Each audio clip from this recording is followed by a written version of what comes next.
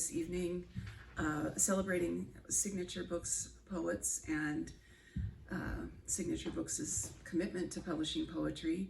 We are extra celebrating the launch, or the recent launch, of two new books, one from Darlene Young and one from Maureen Clark, and several other signature poets have come to help celebrate, and so it should be a lovely evening. My name is Lisa Bickmore.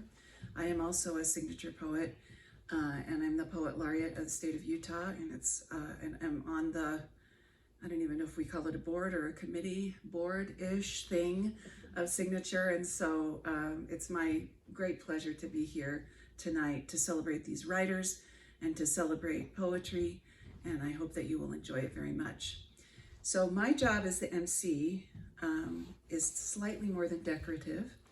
I am going to introduce the poets, but rather than getting up in between poets, I'm going to tell you who's coming and tell you a little bit about these poets, and then let them read in the order that we've established, and I will conclude with one poem of my own.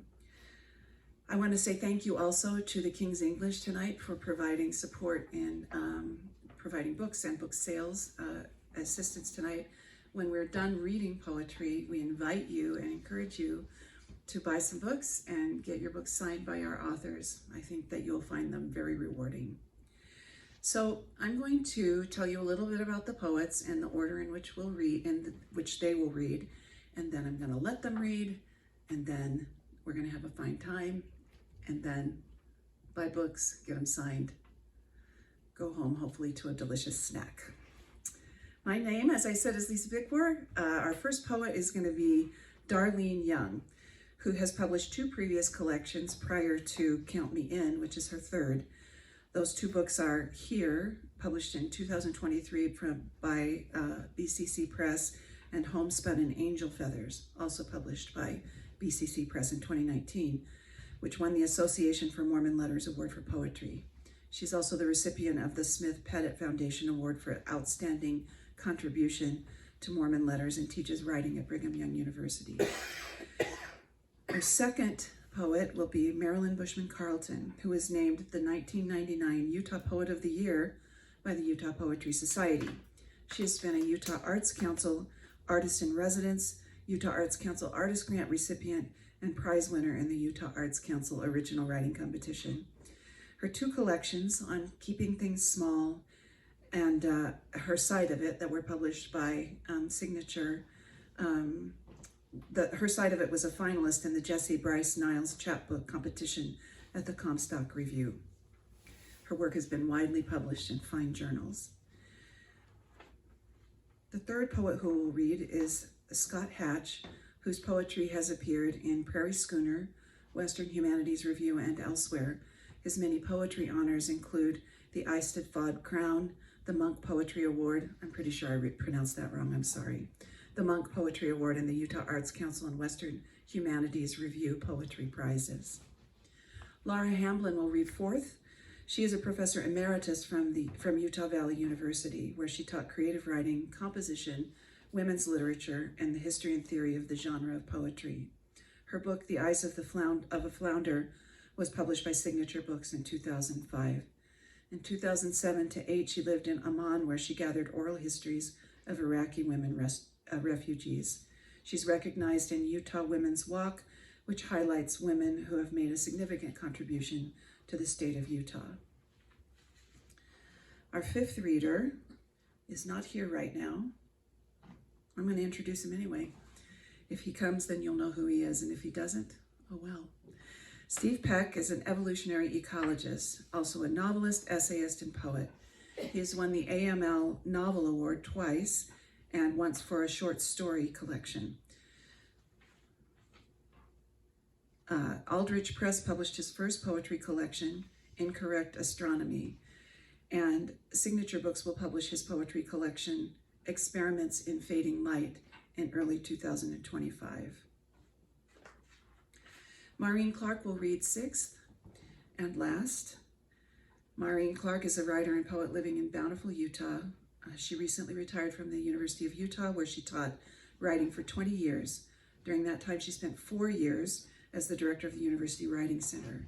She received a BFA from Westminster College and an MFA in creative writing from the University of Utah. She was the president of Writers at Work from 1999 to 2001. Her poems have been widely published in fine journals. This Insatiable August is her first collection. Okay, so it's going to be Darlene Young, Marilyn Bushman-Carlton, Scott Hatch, Laura Hamblin, Steve Peck if he comes, then Maureen, and then I will read one poem to conclude, just so in case you're keeping track. Okay, Darlene.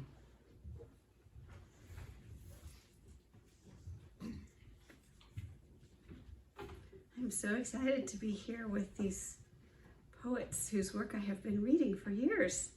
It just makes me really happy. Except Maureen, who I just discovered because our books came out at the same time. I just read her book the last couple of weeks and it is so good. I'm really excited to hear from her. Okay. This poem is called My God, and it's got an epigraph from Judith Kerman. Nothing anyone will read tonight is wild enough. I will fear no evil, for my God will not be contained. Yea, and notwithstanding the violence of staplers, the menace of chain link, he flirts in paisley and houndstooth, sneezes in patterns of Fibonacci. All a dazzle dance in candy sprinkles and polka dots, my God is a God of gluten and of the sideways glance. He encompasses split ends and news feeds, lost socks and doorbells, yea, even infomercials, even motels. My God is a God of webby plastic in the landfill and spinning wheels in the blizzard. Grits and boot camp, line dancing and carpools, fake news, sun flares. Found in the press of a hand, grand misunderstandings, missed curfews, curt nods, curtain rods, and in the sinking sight of blue and red lights in the rear view, my God appears in unanswered texts, takeout, toilet paper, and twine. The dearest cat videos, fuzzy dice, hiccups, chants, wheezes, and winks, juxtapositions, misapprehensions, dizzy spells, and earmuffs. He neglects not Parmesan cheese nor Parcheesi, paramecium nor peacocks, roaches, roadkill, road rash, Raskolnikov. Lo, he abides in righteous indignation, right turns on red lights, lightning, bifocals and bleach and the smell of it. He abides. My God is the God of running back into the house for something forgotten and of car seats strapped backwards in minivans. Blessed are the batteries, both dead and fresh. Through bluster, blunder, and blush, I seek him and I find home free. So to me, kind of the theme of this book and the theme of faith in general is deciding to see God even in the greedy details and in the mess. So it's kind of about deciding to be committed even when things are messy. So during a really messy time, this was during some political intensity, January of 2020, my husband's brothers decided we need to all go axe throwing, which was not my favorite activity. This is called We Go Axe Throwing. I'm thinking unnatural, like eyebrow piercing, blue popsicles. But some here wear plaid, conjuring woodsiness, ruggedness. Think solid men who walk on floating logs and wrestle oxen. Nature as honorable foe. But what is natural anyway in a world of quirks such as armadillos and praying mantises, the cosmic migraine aura of the aurora borealis? And every day a small animal naps on my lap, vibrating her joy in a pleasant hum. We've conquered nature, evolving enough to breed something wild to adore us. Is that what God's bred in us? That and the ability to throw sharp weapons for fun and high-five each other. Social survival tied to the animal joy of the resonant, violent thwack. I'm blind to its pleasures, taking no thrill in competition. Also, I am terrible at it. The employee tells me I'm not assertive enough. I have no follow-through. Picture something you're mad at, he says, and I think politics. He adds, at the bottom of your stroke, imagine jazz hands, violence and dance in a warehouse that smells of beer and sneakers, as bleak as a middle-aged woman's mustache, and I would know. And yet, in the next lane, a group of older women shriek, and their husbands cheer, and I don't know what they are all going home to, but maybe the conversation in the car will be hopeful, the news turned off. Here then, the real triumph of evolution, a dusty, well-lit place, indoors, a way to get through January. So some people like axe throwing, and some people don't. And this next poem is called There Are Two Types of People. Two types of people in the world. It has an epigraph from Bob Hickok. He says, I wish I spoke moon. There are two types of people in the world, those who can do the moonwalk and those who speak moon. Fans of the Bee Gees and earners of BAs. People who look out windows and people who look in. Nail chewers and whale watchers. Paper or plastic. There are people who plant gardens and people who have lain in the dirt and sucked the stems of grass. People who count the cost and people who see angels. Some people snore while others snort, snarl, drool, and slur as appropriate and on demand. The dainty and the stingy, chopsticks and stick shifts. There are people who save the plums in the icebox and those who run naked with sticky fingers, bees in their hair. People who can spell hors d'oeuvre and people who are too good for that. Those who interrupt others and those who weren't even there. Whistlers and whiners, liars and sighers. There are two types of people, those who wish to be cremated and scattered, and those already flying in their dreams. Those who can sing all of Hey Jude, and those who've memorized the table of elements. Down doggers and helium suckers, hand washers and wand wielders. There are people who've licked flagpoles and people who've licked the curled flower bud palms of newborns. Lovers and wincers. Sinners and gone. So that last line, I'm trying to imply that pretty much if we're not in the group of sinners, we're not here. So gonna read you a poem about that, about being a sinner. And in my middle years, I'm finally getting to the point where I am realizing I don't have to earn my redemption. I have spent so much time trying to pay for my own sins. I'm learning I don't have to. And this poem is called Purchased, and it has an epigraph from Isaiah 55, verse 1. Ho, everyone that thirsteth, come ye to the waters, and he that hath no money, come ye, buy and eat. Yea, come buy wine and milk without money and without price. Purchased. My hand is always reaching for my purse, Lord, digging among the Kleenex and lip balm for spare change. But you, who've spared me, stare at the grubby coins I offer up. Self-flagellation, martyr's trudge, deep sighs, and smile fondly. Silly girl. How I've got it wrong, this contract between us. You give me the universe, sunlight in my kitchen, peaches. You ask of me a lifted chin, open palms. I would beg forgiveness for my pocket padding, but even that you've already given. The only thing you refuse me at all is the right to pay up, knowing as you do, it would make me just too grimly just for heaven. Finally, my last poem. I like to put a sort of testimony as the last poem in my books. This is called I Want to Be God's Backup Singer. I'm not fighting for the melody, Lord, but could I back you up?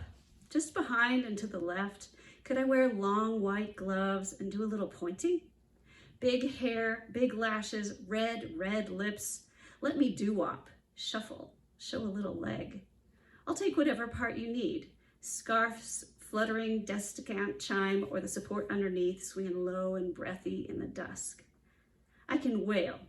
I can arch and dip, looking knowingly down off that stage so that if anyone happens to glance past the main act, I'll be there, sweet and solid as anybody's mama and lover and favorite easy chair all in one, fleshy and worn just right and a little surprising.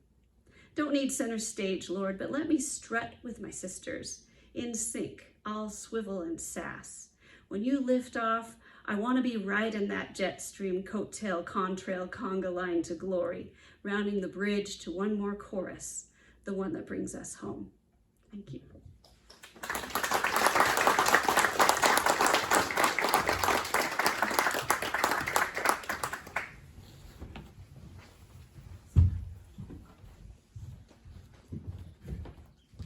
I'm happy to be here celebrating with Darlene and Maureen their new books that have just come out from Signature.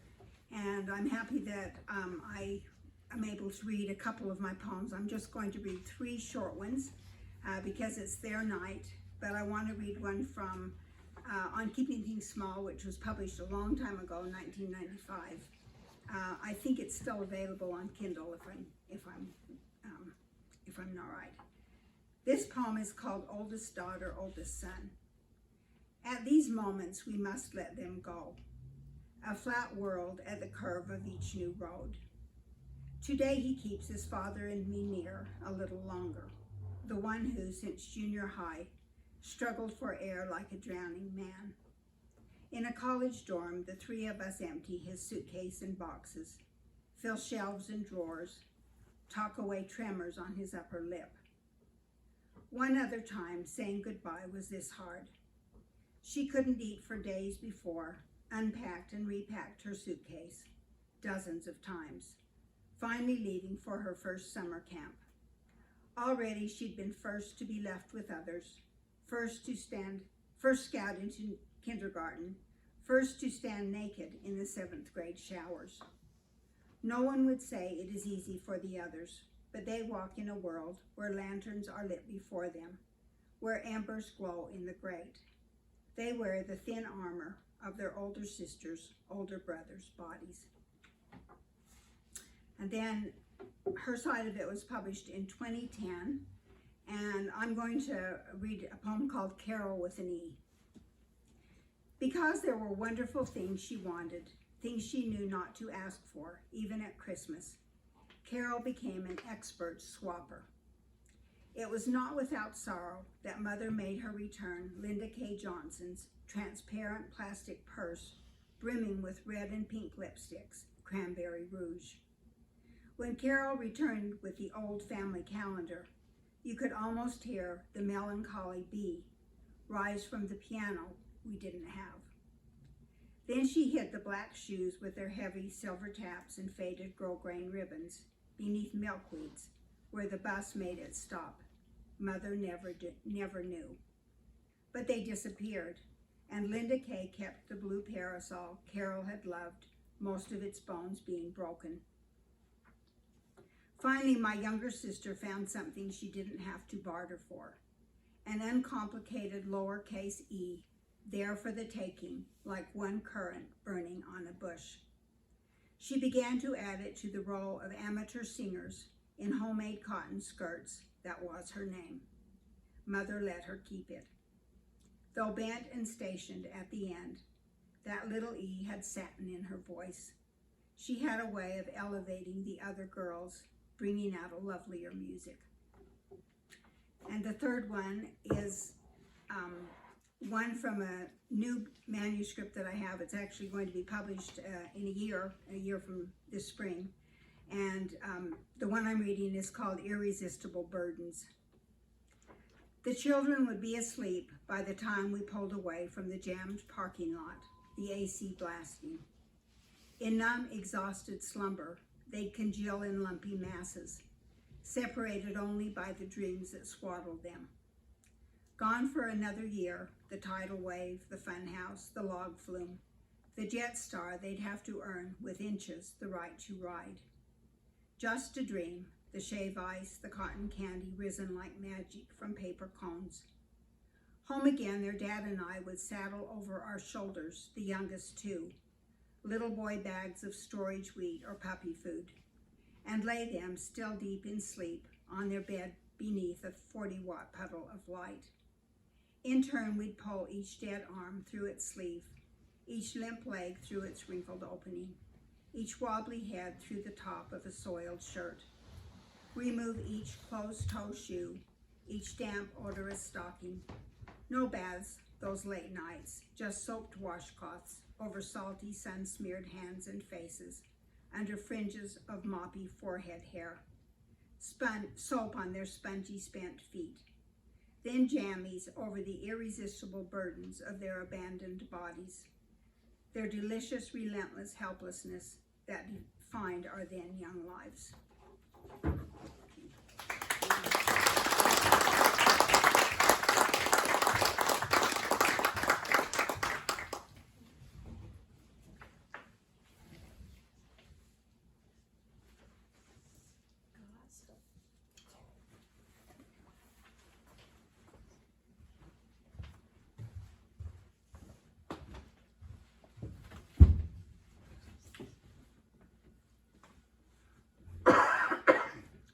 Better at math than I am at counting, if that makes sense.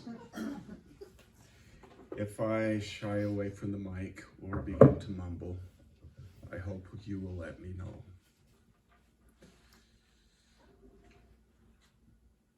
The Pony Express Trail as a bit of orientation to the piece I'm going to read, called Breaking Bread. The Pony Express comes down the canyon, across the valley, down through Utah Valley, the northwest end, and Lehigh, continues west, and is trying to make its way around the great, what the locals call the Great Mud, the salt flats, and the road goes around the salt flats.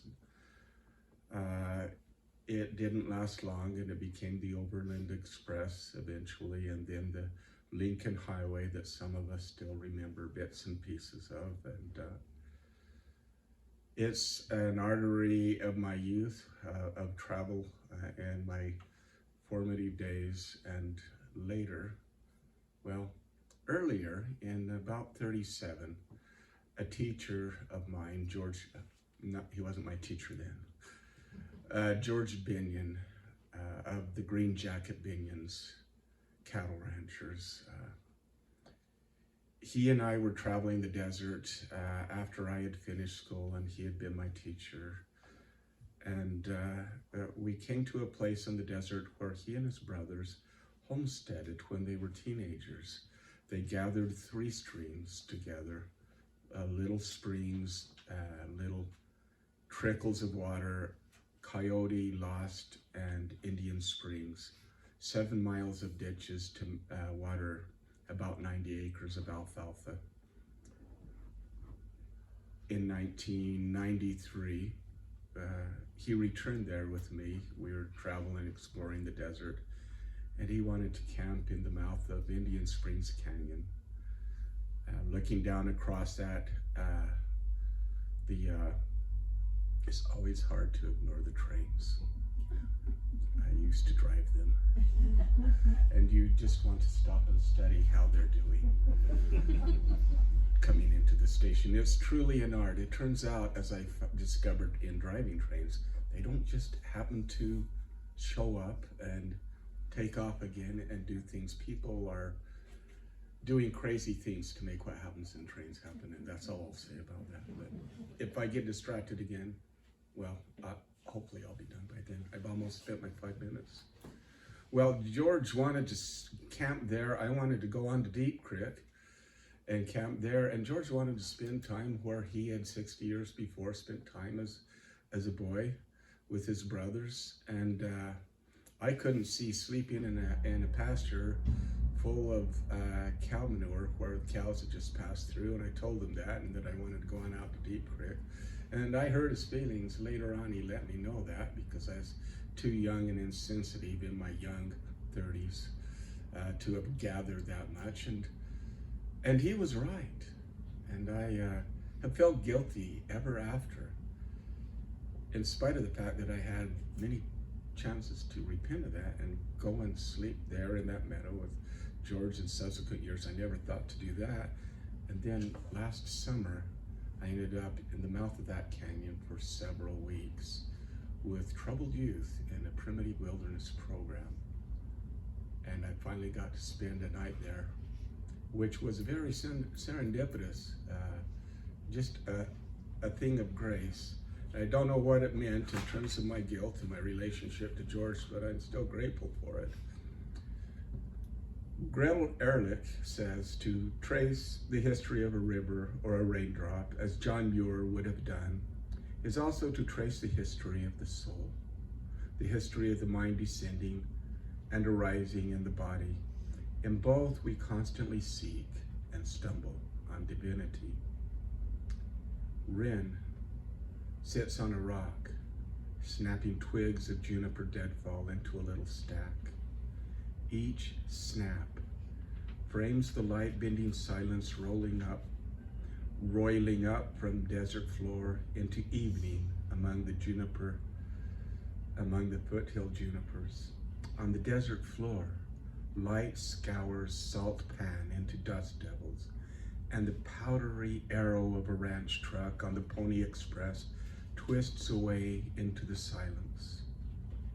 Thorn kneels under a juniper, considering the framed silence, twists a spindle of sage into his fire bowl, fits the elk four-knee knuckle into his palm, and fits the spindle between elk knuckle and notched fireboard, works the bow, spindle spinning back and forth, a delicate hum, like the hummingbirds each of those early spring mornings, frantic among the early blooming shrubs, crouched around the trickle of Coyote Spring.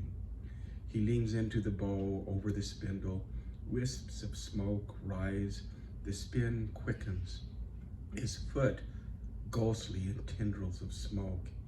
He sets the bow and spindle aside, bends low over the cone of black, light drinking dust. One thin tendril of smoke twists up past his face.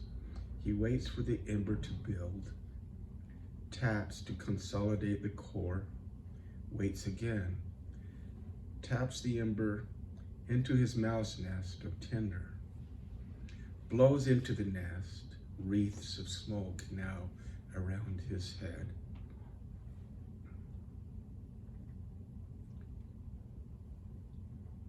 The new kid sits beyond the fire, frightened by the fire, and the other boys, pressed hard by the growing dark and cold. Together, Wren and Thorn mix masa, water, salt. They glance from time to time at the new kid, patting out and setting the cakes on the coal bed. The other boys lean in, intent. Sometimes the new boy moans softly, whimpers. He will not eat. All afternoon I have brought food. I cannot coax him to eat.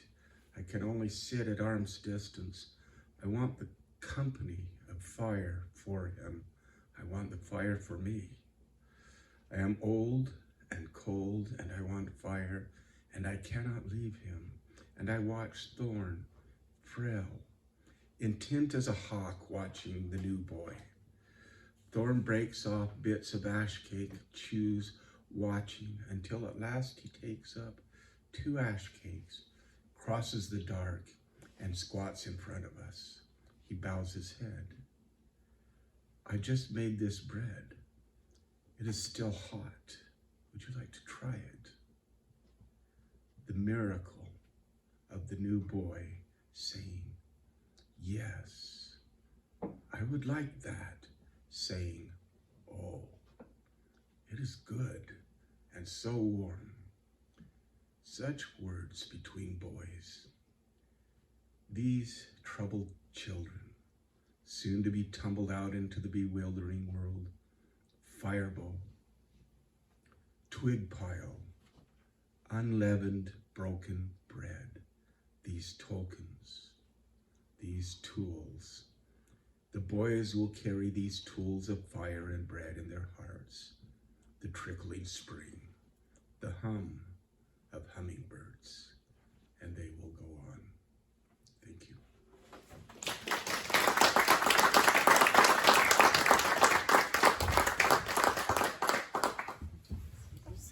Sorry.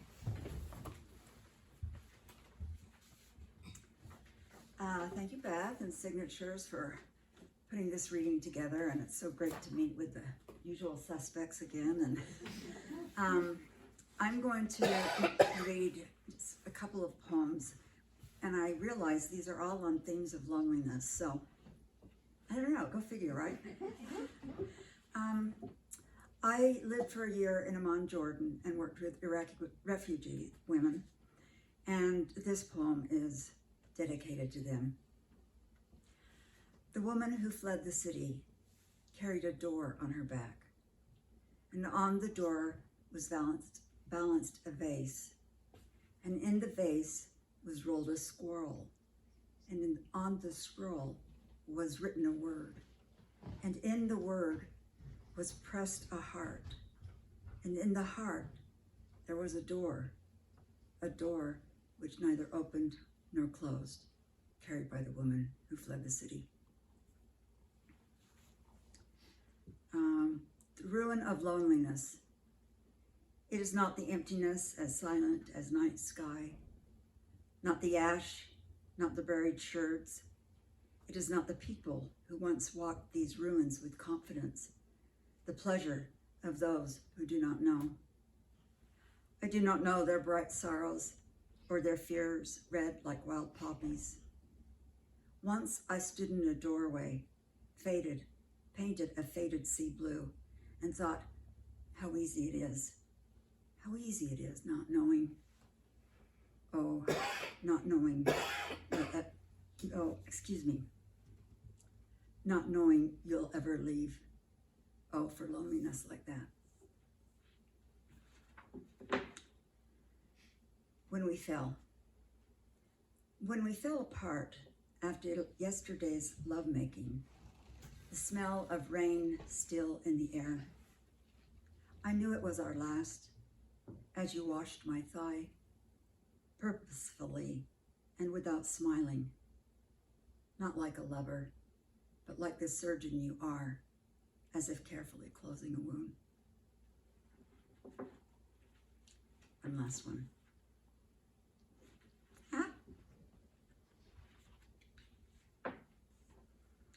How could we have known that loneliness is like the hole of the moon, rising in a sky so lucent the clouds cast shadows and make the night suddenly aware of darkness? That loneliness is the comfort only a drowning man fills, when his body repents of its image of God, when his lungs cry out darkly, don't leave me behind. But the drowning man drowns alone. That loneliness is balanced on a line stretching fine and thin, the darkened one which holds all things, axled, angled, and endlessly spinning, defining this odd symmetry, this abbreviated gift of flesh.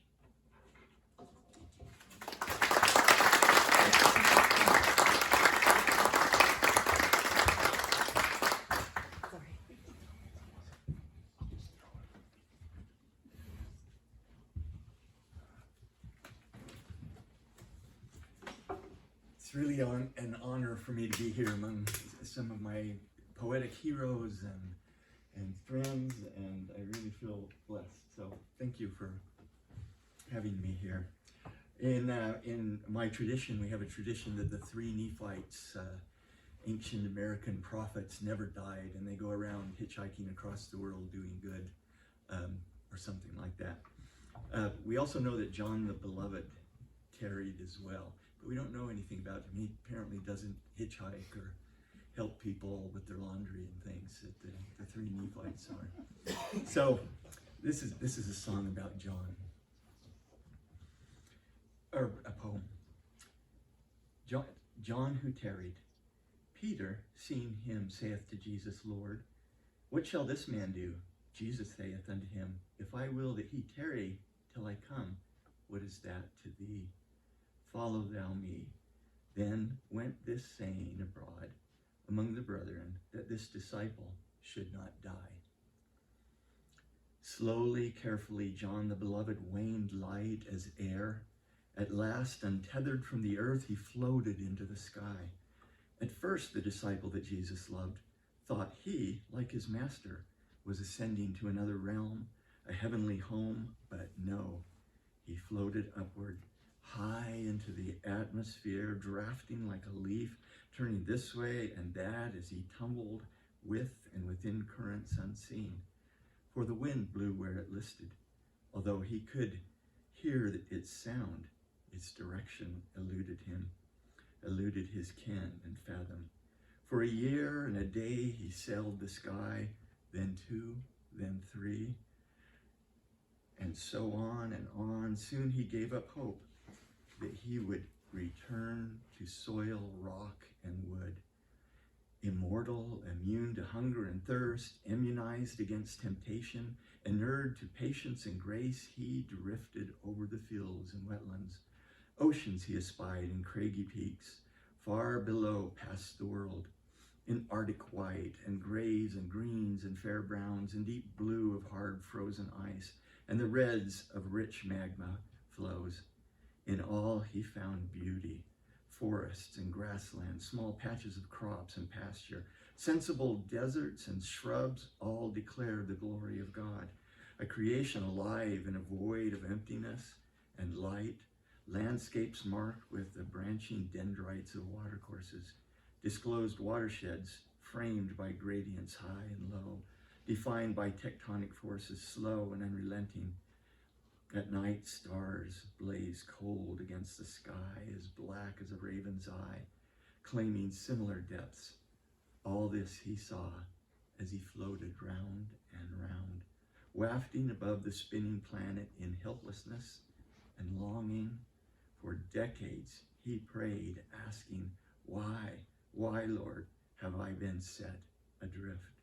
But no answer came as he rode the jet streams, or came becalmed when the breeze was stilled. For those times, and a half a time, and on, the zephyrs that circled the earth placed him wherever they willed. Once, or more than once, or much more even than that, he was pulled into the chaotic embrace of a thunderstorm, and with violence was tossed to and fro, up and down, and amid the roiling, clamorous winds, trembling, helpless, light as the air currents on which he cantered.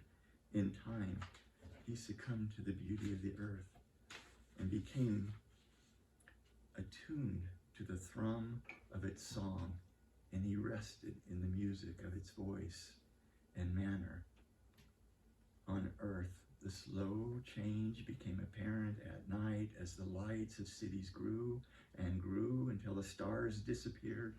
And in the day, forests were replaced, cut and cut and cut and cut to feed the lights.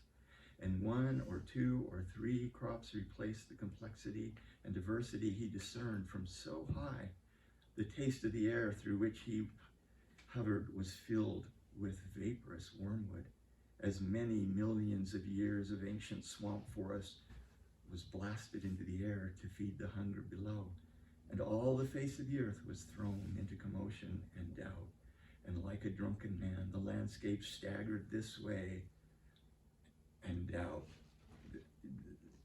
this way and that.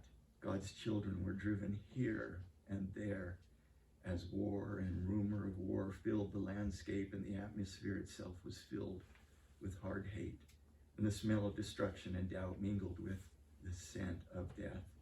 As the substance and measure of humanity's children and the biome itself were consumed by chaos as islands drowned, John saw the breath of the world change and sputter. Then he heard it, the earth, and unlike its motherly voice in Enoch's day, when it moaned in sorrow, nor like the song that he had so long reveled as he floated through her sun-washed skies, nor even like the weeping over her children, sly and devilish and prone to sorrow. Instead, the sound, the shriek, was the harsh, uncanny, a terror embodied in a scream only a planet ablaze could voice as it watched all it had given burn. Not a happy poem. Okay,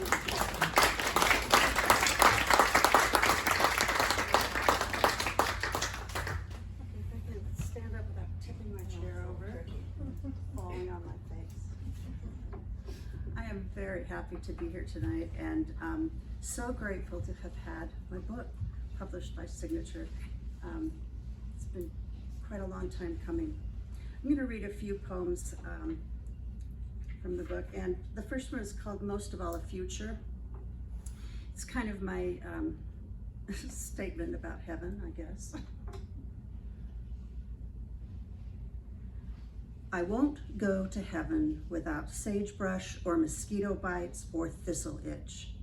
What's the point of paradise without orange, sections and sunsets, or the sting of salt water in microscopic cuts, the smell of ocean? I'm not going if there's no sex, and not that metaphorical sex you read about in poems, real orgasmic sex.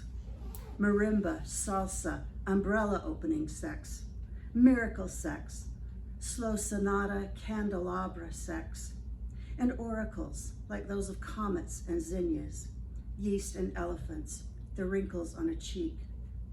How perfect that zippers travel in only two directions, a zigzag in the framework of story, anticipation. What can recommend mortality except the bite of winter and the sweet return of birdsong, a letter arriving from a future tense? I want the splinter so it can be removed, and gloom. I want all the green at once, memories of imagined lovers and loss. Some say the body is a resonance for the soul, but I think the body is braille for the earthbound, a primer so we can touch our way towards death. I know you in starlight and sun, with and without clothes. When I become bone, I need to know the long, slim commas of your ribs. I can't explain this kind of dementia. Is the heart the first thing to go? Will it be alchemy, becoming fine as face powder? When I lose weight finally, I want a paradise somewhere of sex and imperfection, with a past and a present, but most of all, a future.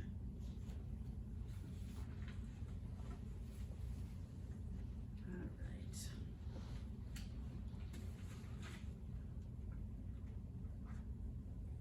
This next poem that I'm going to read is called It Comes to Nothing. And it was written a long time ago, actually, about 2004. There was a young boy that was lost in the mountains, and they've never found his body.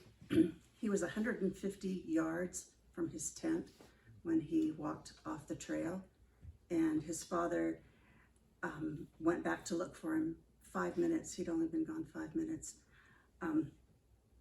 So that's when I sat down and wrote this poem. Waiting for God or elephants. Memory of laughter wanders the empty yard with the smell of ripe peaches.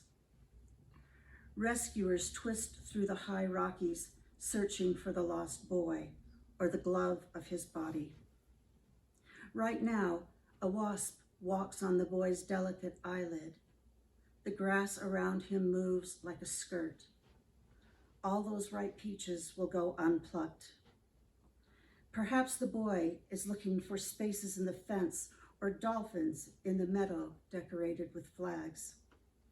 This insatiable August cleaves to the rescuers' bodies, their losses laid out like feathers.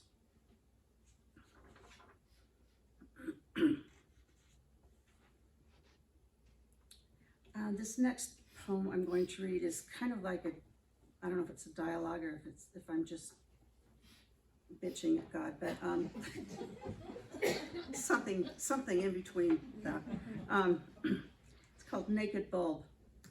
Oh, and it's in 4 sections, so I'll try to let you know when I'm starting a new section. Do you want me pressed and perfect, or come as you are? Bend me towards a shore. Let shoes be optional. If I were a moth, I'd navigate by the stars. Nature's out of control, a curse, a blessing, a corporeal thing. Listen, is that the hum of electricity or God speaking with the voices of insects? The hawk is drawn to the heartbeat of the mouse. Moths, like addicts to a needle, fling themselves against the naked bulb and become sparks. The smell of blood and metal, instinct causing wings to beat too close to the light. Lunar dust spills across an inky heaven. Burn them at the margins as they flit into the halo of light, becoming one with the ardent dark around your ultimate spark, where you with nonchalance torch another worshiper. I once thought I had you all wrapped up, and then I didn't. My garden is crawling with fresh blue morning glory and bindweed. Let's just say this, God. The porchlight moon fools the moths and me.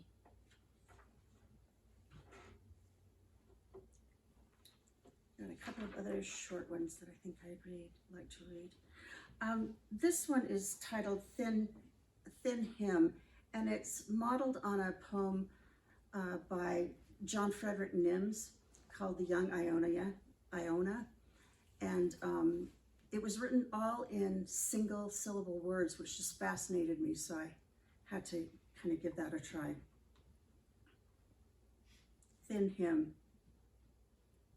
At the year's end, when the dry leaves smell of spent lives and all the lives are mine, this year of small deaths and gone days, my mouth full of dead words, can the rain come? Can it come now in a flood rush? In the last hour, can it come in a mud gush? Can the dry leaves of this scorched year make a small book, a thin hymn to failed faith and hushed hope, gone friends and deep hurts? Just a brief rain, and the wraith's gone from the heart's shore, a slow boat to the far bank of the wide night. Let the hush come. Do I have time for one more? Okay.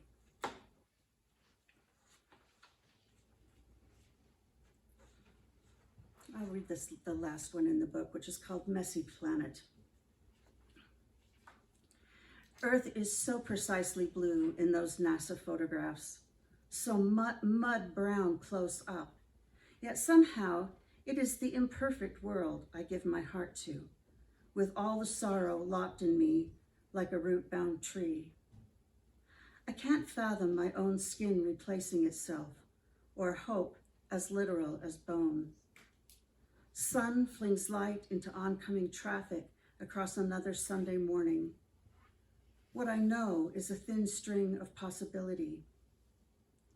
Then the sudden smell of marzipan arrives from my childhood, or last week, that lets the tree uproot a little there at the fringe.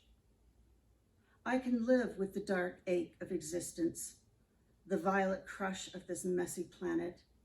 It's just that I want to own one thing that's written down. A verse that is pure purple, a plum hanging from a branch like a jewel, a visible angel, breaking the rules. If there is a gate, it's that, son. Let my grandmother guard it. Thank you.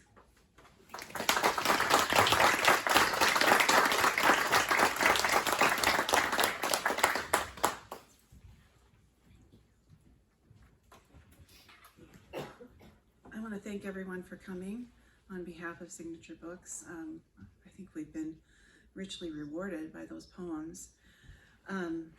Just encourage you again to hang around and look at and buy some books and get them signed by our authors and talk with them a little bit.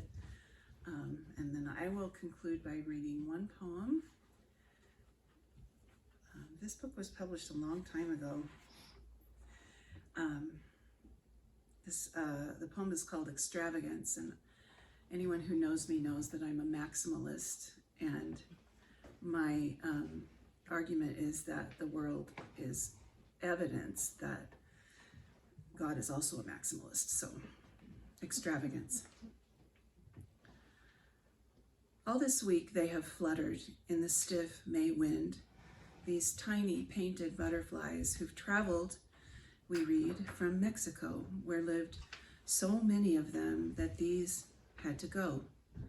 It's hard to imagine what would be too many butterflies when here drift thousands across the westernmost road, when the reticulated triangles of broken wings litter the walks, when I find one, spent, exhausted, on my lap as I drive, the merest quiver of silk to indicate a shred of life. It does not matter, the idea of excess, to those that alight on this spring's exuberance of dandelions. The formula, worked in insect algebra, one guesses, that separates enough butterflies from too many, has been worked months ago in northern Mexico. These, the remainder, followed northerly currents to arrive in a place nearly too cold, cold enough, at any rate, even in May, to halt the migration. If, as we've also read, this is travel which includes no return trip, we are, for this moment, allowed to register the air, alive now as in autumn with fragments of brittle color, to notice how our steps cause a thrill, the beating of innumerable tiny wings, to remark the specimens our children bring to us, to imagine that we, like emperors, walk on paths awash in silken wings, to begin again to define too much in a world composed on the principles of extravagance. Thank you.